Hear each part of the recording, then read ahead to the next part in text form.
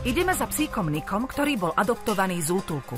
A hoci získal milujúcu rodinu, stále trvá jeho nedôvera voči ľuďom.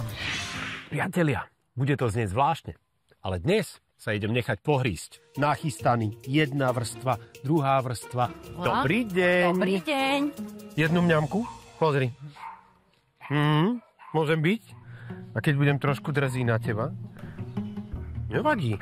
Zaujímavé. Žiaľ, asi som nebol z tých jeho vybraných, ktorých by chcel pohrísť. Zatiaľ to vyzerá, že je to bezproblémové, ale ono to tak iba vyzerá, lebo teraz sme všetci akože stojí, nehýbeme sa, hej? Áno. Má nevyspytateľné správanie, ale sú dva problémy. On doma štartuje po ľuďoch a vonku štartuje po psoch. Máme tu celý štáb ľudí, takže ja by som poprosil, dajme Nikovi teraz náhubok, kým sa porozprávame. Veľmi ma zaujalo to, že vy musíte odísť na to, aby on zaútočil. Tak ja sa idem skúsiť postaviť a skúsim ho trošička aj provokovať. Vy kľudne zostaňte tam, kde ste, aby ste neboli v jeho ako keby tom zornom poli. Ahoj, zlato moje.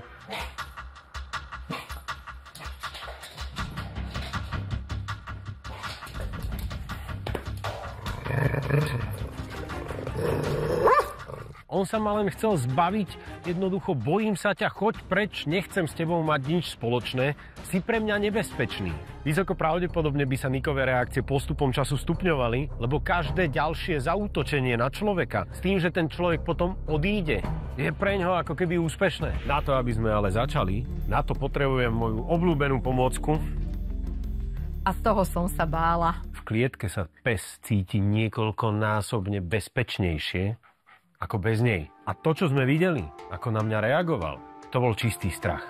Nikov peliešok. Super. A pozri. Päť. To je on. A po troškách. Tak, je šikovný. Teraz som ho zavrel. Za to zavretie príde možno krátkodobo nejaký vzdor. Úloha je prvých aspoň 5 dní. Denne niekoľkokrát ho dať do klietky. Stačí na 5-10 minút. Počas toho, ako je v klietke, ho treba veľmi odmeňovať za to, že v nej je a následne za tým ho pustiť zase na voľno. Po 5 dňoch začína 2-hodinovka denne a na 11. deň výzvy by mala prísť prvá návšteva. Rozhodne by sme chceli asi zavolať kamaráta, ktorého uhryzol 3-krát. Nachystáte si na stôl nejaké veľmi dobré maškrty pre Nika a poprosíte návštevu. Prosím ťa, postav sa a sprav toto.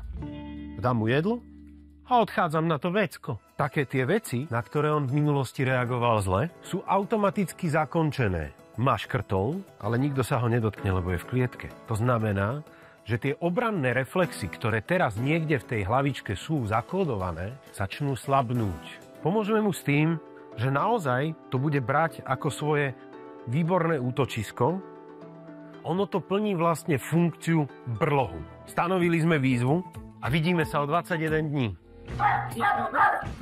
Niko, v podstate prešlo 48 hodín a Niko si zvykol na klietku. Dneska je 6. deň, nevydrží tam ešte dlho. Od zajtra ho budeme zatvárať na hodinku 2. Určite už sme dokázali eliminovať situácie, kedy on ohrozuje ľudí, že by ich kusol. A Nikuško si vydrží v klietke aj 2 hodiny, kým nepríde Slávka domov. Prichádza návšteva, Pali, ktorého Niko 2-krát už kusol. Miesto. Ahoj, Pali. Čau, tak, ahoj. Čau. Niko zmenil svoje správanie vďaka klietke a ide do nej a tam čaká, kedy my ho vypustíme. Takže nastala radikálna zmena. No to som zvedavý. Ahoj, vítaj. Ahoj. No, výborne. Prišiel si ako klasická návšteva, tak Niko, poď na miesto. Poď. Výborne. Ja som dneska klasická návšteva. Tak, šikovný. Ježiš, jak sa tam zaparkoval. Paráda. Je toto normál? Teraz už nový? Vždy, keď príde návšteva kdokoľvek. Je to Nikové najobľúbenejšie miesto. Dokonca. Po tom, čo ste mi povedali a ako na mňa Niko reagoval, ja už mu tak dôverujem. Ja si ťa teraz pustím von. Ja som presvedčený o tom, že už aj náš štáb je v bezpečí. No toto je úžasné. Zoli, že on prišiel k vám a vôbec nás nerieši. Ja si myslím, že toto je ideálny pes na návštevy, ktorý príde, posadí sa k nohám. Musím vás pochváliť. Boli ste perfektní, užívajte fantastického psíka. Ďakujeme. Ahoj, ďakujeme pekne. Ahoj. Dovidenia.